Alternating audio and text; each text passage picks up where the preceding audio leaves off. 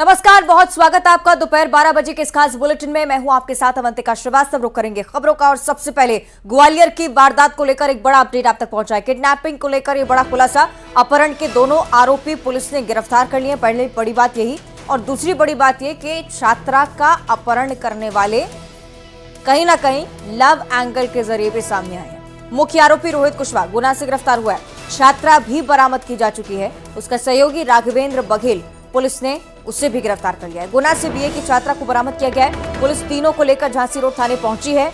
लड़की के दर्ज किए जा रहे हैं बयान। यहां पर प्रेम प्रसंग का ये पूरा मामला बताया जा रहा है। झांसी रोड थाना पुलिस की तरफ से बड़ी कार्रवाई। तो ये दो बड़े अपडेट इस पूरे मामले को लेकर। कल ग्वालियर में अपहरण हुआ भिंड की छात्रा का, और पुलिस की सतर्कता इतनी, 24 घंटे के भीतर आरोपी पकड़े जाते हैं। दोनों ही आरोपियों को पकड़ लिया गया है। सीसीटीवी फुटेज भी इस घटना के आप देखिए। और बड़ी बात यह है कि लड़की के बयान दर्ज किए जा रहे हैं। प्राथमिक तौर पर जो मालूम पड़ रहा था विवाद की स्थिति, लेकिन अब धीरे धीरे मामला खुलकर सामने आ रहा है। प्रेम प्रसंग से जुड़ा हुआ यह पूरा मामला है। मामले का खुलासा पुलिस की तरफ से जल्द ही होना पूरी तरह से जिसकी आशा की जा रही है, चूंकि दोनों आरोपी भी पकड़े जा चुके हैं और छात्रा की तरफ से भी बयान दर्ज किए जा रहे हैं कि किस प्रकार से पूरी वारदात को अंजाम दिया। आरोपियों की तरफ से भी तमाम बड़े खुलासे होने की पूरी उम्मीद, क्योंकि पहले पारिवारिक विवाद को लेकर सूचना सामने आई थी। तो ये बड़ी जानकारी, एक्सक्लूसिव तस्वीरें भी हम आपको दिखा रहे हैं उसी समय की जब पुलिस ने दोनों आरोपियों को पकड़कर तफ्तीश शुरू की थी, और उसके बाद अब पूछताछ का सिलसिला लगातार चल रहा है।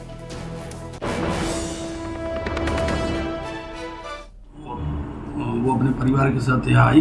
प्राची व्यास 19 साल की लड़की थी। ये परिवार के साथ यहाँ आई और यहाँ बस स्टैंड पे दो लड़के उसको मोटरसाइकिल पे बैठा के अपहरण करके ले गए, ऐसा उनके परिवार ने रिपोर्ट किया। जब आगे फुटेज अपने देखे तो उससे वो लड़का भी पहचान में आ गया। वो लड़का उन्हीं के गांव का था, कुशवाहा था। वो पहले से उस लड़की के टच में था। वो इनकी तलाश की गई फुटेज के आधार पे। हमारी ग्वालियर क्राइम की टीम और झांसी रोड की टीम ने इनको रात में गुना बस स्टैंड से दस्तयाब कर लिया और लड़के को भी अरेस्ट कर लिया। और उसका जो सहयोगी था, लड़के का नाम है रोहित कुशवाहा, ये भी भरा गांव का रहने वाला। दूसरा इसका एक सहयोगी था राघवेंद्र पाल, ये भी भरा गांव का, दोनों मोटरसाइकिल थे। तो इनको बरामद कर लिया, इनसे पूछताछ की जा रही है और अब जैसा लड़की का स्टेटमेंट होगा उसके आधार पर। यहाँ से कैसे इनका जाना हुआ था, गुना तक पहुंचना कैसे हुआ? ये यहाँ से मोटरसाइकिल से यहाँ से निकले और हाईवे पे पहुँचे। हाईवे से बस के द्वारा ये गुना पहुँचे। तो क्या लग रहा है, ये अपहरण का है या कोई प्रेम प्रसंग से जुड़ा हुआ मामला है? अपहरण तो उसको बना दिया गया है, तो ये प्री प्लान था, दोनों की सहमति से था। बाकी अभी लड़की के बयान रिकॉर्ड किए जा रहे हैं। पूर्व में परिचित थे ये? हाँ, एक ही गांव के हैं, एक ही गांव से हैं, पूर्व से परिचित हैं और दोनों में दोस्ती भी। क्या घटना हुई थी? पहले भी कोई घटना हुई थी? पहले ऐसा पता लगा है, लेकिन चूंकि भिंड के असवार थाने की बात है, अभी वहाँ से रिकॉर्ड अपन कलेक्ट नहीं कर पाया। अपन वहाँ से रिकॉर्ड कलेक्ट करेंगे, इनके खिलाफ कोई अपराध पंजीबद्ध है या नहीं। कोई हथियार वगैरह ही बरामद हुआ है? नहीं, कोई हथियार। तो पुलिस की बात आप सुन रहे थे। हर क्रम को पुलिस ने सामने रखा है और कई सारी आशंकाएं अब लगातार निकलकर सामने आ रही हैं। और विस्तार से स्थिति को हम समझ लेते हैं। हमारे सहयोगी सुशील कौशिक ग्वालियर से हमारे साथ लाइव जुड़ रहे हैं, उनका भी हम रुख करेंगे। सुशील, पुलिस की तरफ से जो वक्तव्य था वो हमने लगातार सुना है, और बड़ी बात यह है कि आरोपियों को पकड़ने में पुलिस को जल्द ही सफलता भी मिली है। अभी तक क्या अपडेट है? बिल्कुल, देखिए, जिस तरह से छात्रा का अपहरण हुआ था उसके बाद से पुलिस सहित प्रशासन में हड़कंप मच गया था। और सबसे पहले पुलिस ने जो आरोपी बाइक चला रहा था राघवेंद्र को चिन्हित किया। राघवेंद्र को गिरफ्तार करने के बाद पुलिस ने उससे पूछताछ की तो उसने बताया कि उसका साथी जो रोहित कुशवाहा है वो लड़की को लेकर, बीए की छात्रा को लेकर रवाना हुआ है और ये लोग गुना जाएंगे। गुना से फिर इनका उज्जैन जाने का सफ़र था। तो राघवेंद्र की बयानों के आधार पर ग्वालियर पुलिस ने गुना पुलिस से संपर्क किया और उसके बाद वहाँ तफ्तीश शुरू की। तो ये जो रोहित कुशवाहा नाम का लड़का है जो इस छात्रा को लेकर गया था यहाँ से, उसके साथ इस छात्रा को बरामद कर लिया गुना के एक लॉज से। और उसके बाद जो है उनको लेकर अभी थोड़ी देर पहले ग्वालियर पुलिस, झांसी रोड थाना पुलिस यहाँ पहुंची झांसी रोड थाने में, उससे भी पूछताछ की जा रही है। साथ में ही जो बगल वाला कक्ष है, महिला विवेचना कक्ष, उसमें जो छात्रा है उसके बयान दर्ज किए जा रहे हैं। तो अब जो छात्रा बयान देगी उस आधार पर इस मामले में अगली कार्रवाई की जाएगी, क्योंकि इसमें अपहरण का ऑलरेडी मामला दर्ज है। सीसीटीवी फुटेज के आधार पर जो तस्वीर थी वो अपहरण की थी, लेकिन अब छात्रा बयान जो दर्ज कराएगी उन बयानों के आधार पर पुलिस इस मामले में अगली विवेचना करेगी।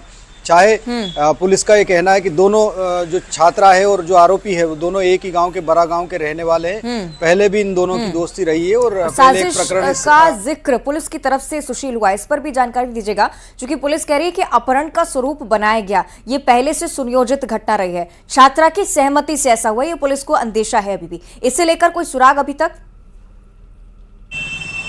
बिल्कुल, देखिए जो सीसीटीवी फुटेज आए थे उसमें तो ये दिख रहा था कि छात्रा को ज़बरदस्ती ले जाया गया है, लेकिन उसके बाद जो रास्ते में आगे सीसीटीवी फुटेज, क्योंकि ये जो राघवेंद्र है रोहित के साथ मिलकर इस छात्रा को हाईवे तक छोड़ने गया था ग्वालियर शहर के बाहरी इलाके में, तब जो बीच में सीसीटीवी फुटेज आए उसमें छात्रा बढ़िया आराम से बैठी हुई है, मुस्कुरा भी रही है।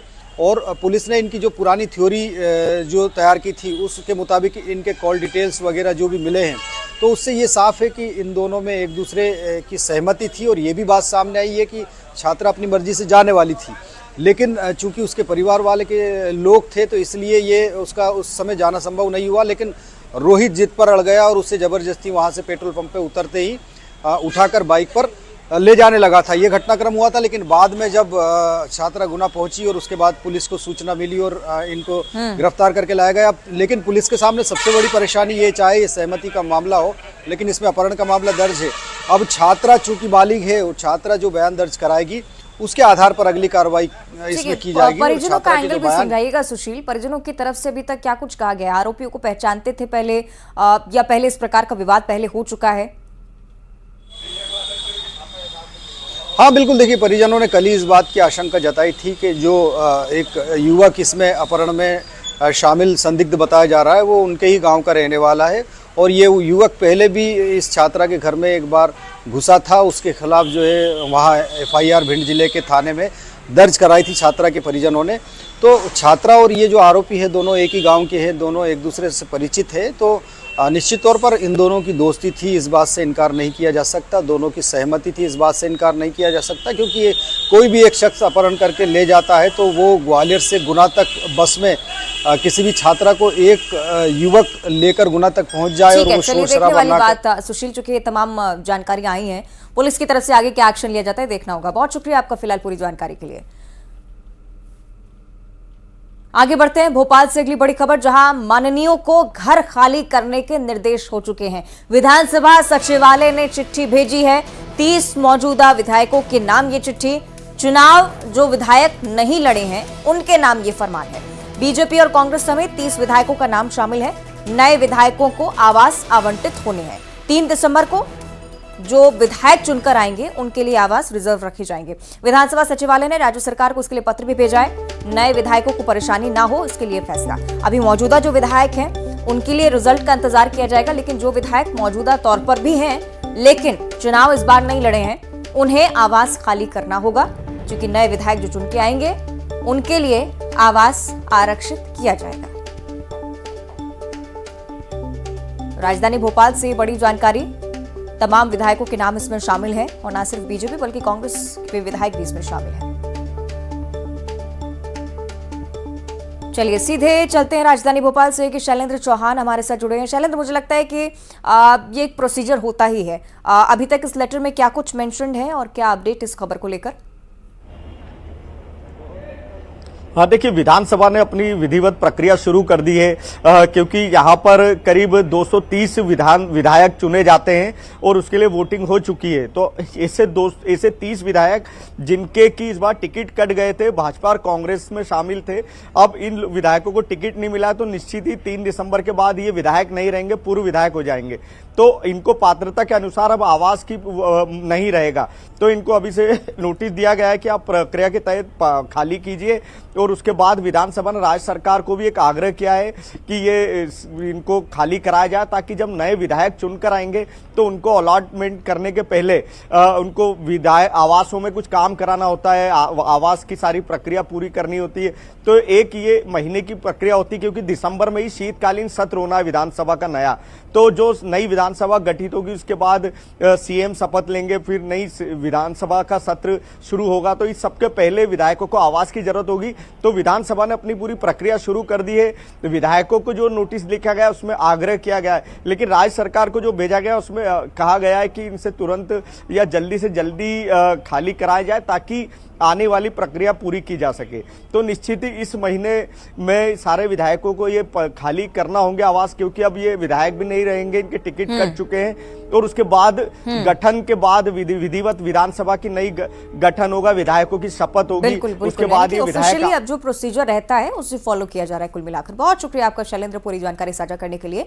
और अगली बड़ी खबर भी भोपाल से ही है, जहां खाद्य वितरण की समीक्षा बैठक हुई है। मुख्यमंत्री शिवराज सिंह चौहान ने खाद्य वितरण समीक्षा की महत्वपूर्ण बैठक बुलाई। दोपहर 1 बजे वल्लभ भवन में यह बैठक होनी है। प्रदेश में खाद्य वितरण की जानकारी मुख्यमंत्री लेंगे। कृषि और सहकारिता विभाग के अधिकारी उपस्थित रहने वाले हैं। ये एक बड़ी जानकारी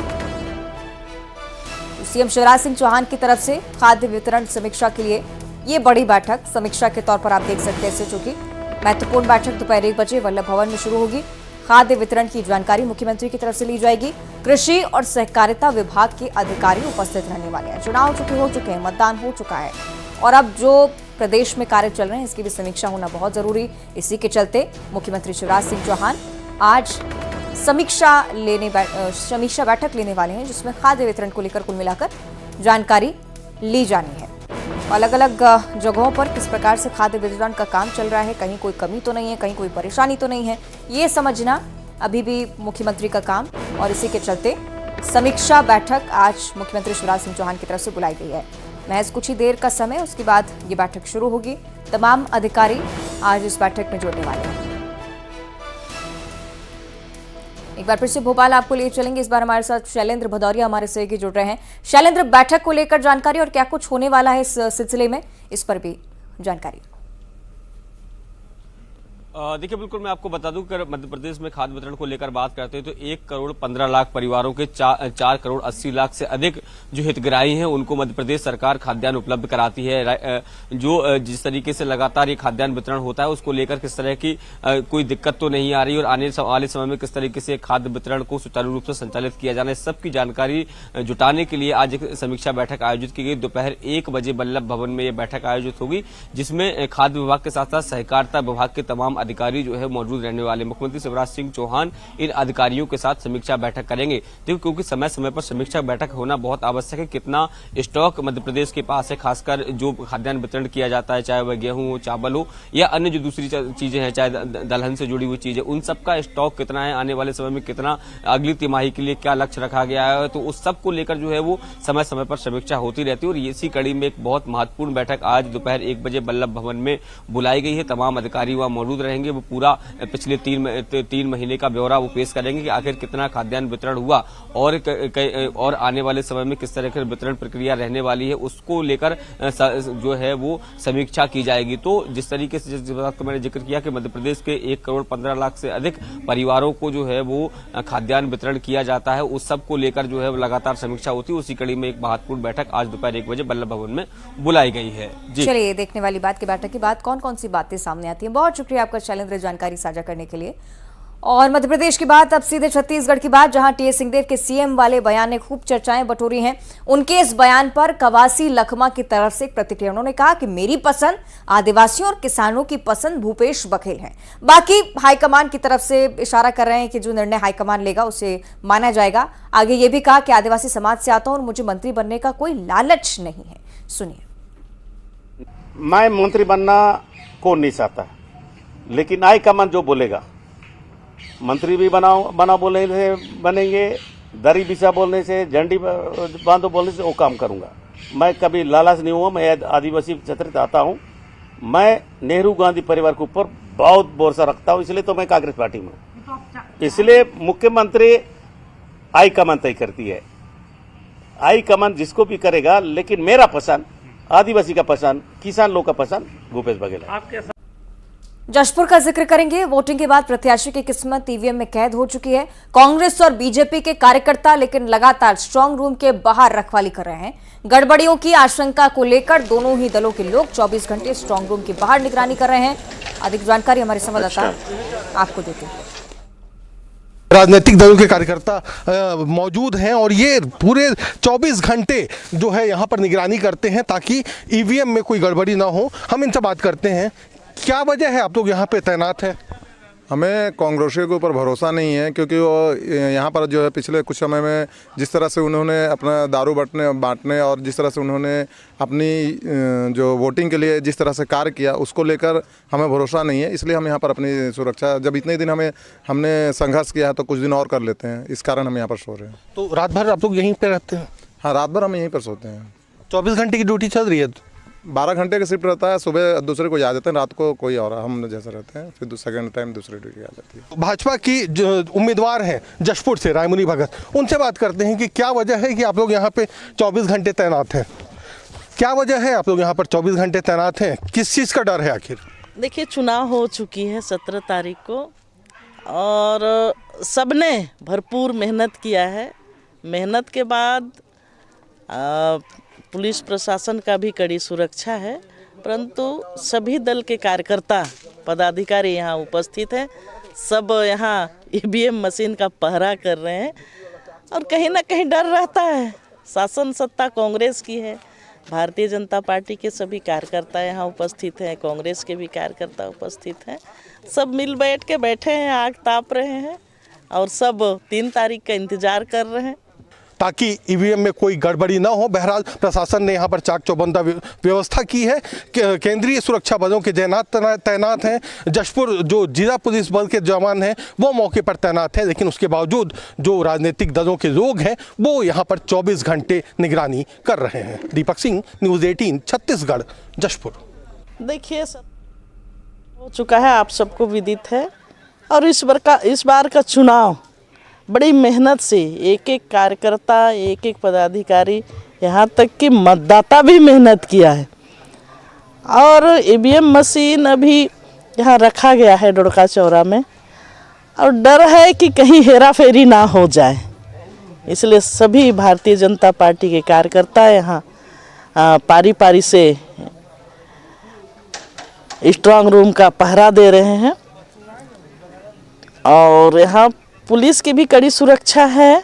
देखिए, हमने बहुत मेहनत से ये चुनाव लड़ा है और हमारे सभी कार्यकर्ता पदाधिकारी बड़े आश्वस्त तरीके से रहते हैं और यहाँ पर ईवीएम मशीन रखा है तो इसकी निगरानी करना हमारे कार्यकर्ताओं का सम्मान है।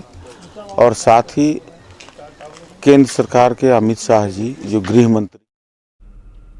तो छत्तीसगढ़ में मतदान हो चुका है और रपेटे को स्ट्रांग रूम में रखा गया है। मतगणना की तैयारी जिला स्तर पर शुरू हो चुकी है। अलग अलग जिलों के मतगणना अधिकारी को प्रशिक्षण आज से दिया जाएगा। इसकी तैयारियां लगातार की जा रही है। मौके से अधिक जानकारी दे रहे हैं संवाददाता युगल तिवारी। छत्तीसगढ़ में 2 चरणों में चुनाव संपन्न हुआ और अब प्रशिक्षण लगातार जारी है। स्ट्रांग रूम तक मतपेटियां हैं वो पहुंच चुके हैं और सभी जिला मुख्यालयों में स्ट्रांग रूम में मतपेटियों को रखा गया है। लेकिन अब प्रशिक्षण का दौर लगातार जारी है कि मतगणना जब होगा तो उस दौरान इसकी गिनती है वो लगातार की जाएगी। और सबसे बड़ी बात ये कही जा सकती है कि मतगणना को लेकर के तैयारियां शुरू कर दी गई है और अलग अलग जिलों के जो मतदान अधिकारी है, जो मतदान में जिनकी ड्यूटी लगेगी, उन्हें उसका प्रशिक्षण भी दिया जाएगा। 21 नवंबर को बस्तर में, 23 नवंबर को कोंडागांव में और 25 नवंबर को रायपुर में ये प्रशिक्षण होगा और इस तरह के पूरी प्रशिक्षण की व्यवस्था है वो की गई है। और अलग अलग जिलों में अलग अलग जो टेबल हैं वो लगेंगे, लेकिन 14 राउंड होगी, 14 टेबल लगाए गए हैं जहां पर अलग अलग राउंड में गिनती होगी। 12 बजे तक रुझान शुरू हो जाएंगे कि प्रत्याशी कौन सा प्रत्याशी लीड कर रहा है, जीत रहा है, तो उसकी तैयारी की गई है। और जो मतगणना में जिनकी ड्यूटी लगाई गई है उन्हें विशेष रूप से प्रशिक्षण दिया जाएगा। कैमरा पर्सन इमरान कुरैशी के साथ युगल तिवारी, न्यूज 18 रायपुर, छत्तीसगढ़। और आइए अब देखते हैं खबरों का 2020। ग्वालियर में डेंगू मरीजों का आंकड़ा 1000 के बाद डेंगू